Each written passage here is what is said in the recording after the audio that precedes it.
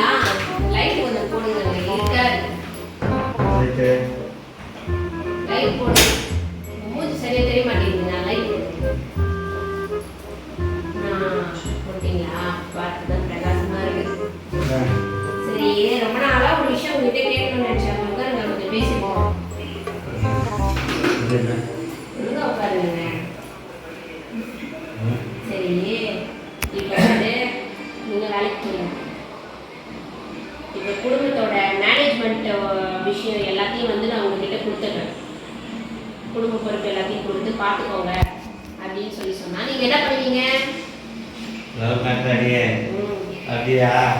சரி, நீ 10 doubt clean பண்ணிடா. ஆமா ஆமா. சரி, ஓகே. என்ன பண்ணுவேன்?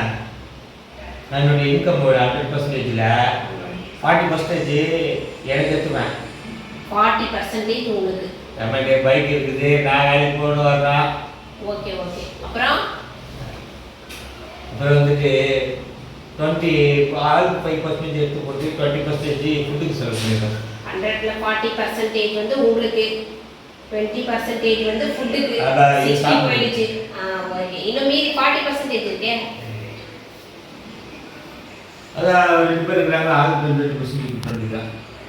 ஓ, அவங்க 2 பேருக்கு 20%, 20%. அவ்வளோதான்.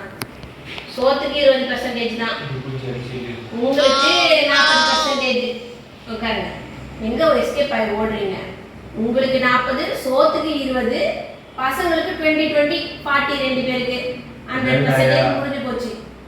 அப்போ இத்தனை வருஷமா காலையில எந்திரிச்சதுல இருந்து எல்லா வேலையும் பண்ணி உங்க பிள்ளைங்க 2 பேருக்கும் ஆயாமா வேலை பார்த்து, உங்களுக்கும் ஆயாமா வேலை பார்த்து பொழுதுக்கும் வேலை செஞ்சுட்டு இருக்கேன். அப்ப எனக்கு லிஸ்ட் பெருசா போய்கிட்டு இருக்கு.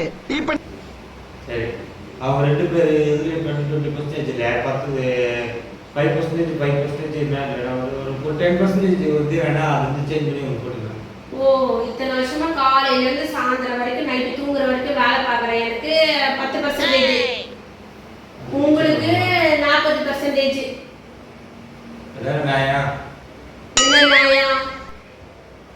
இது நியாயமா? சரி, இப்பதான் வேலையில இருந்து வந்திருக்கிறீங்க. சரி, ஃப்ரெஷ்அப் ஆயிட்டு வாங்க, அவங்களை கவனிச்சு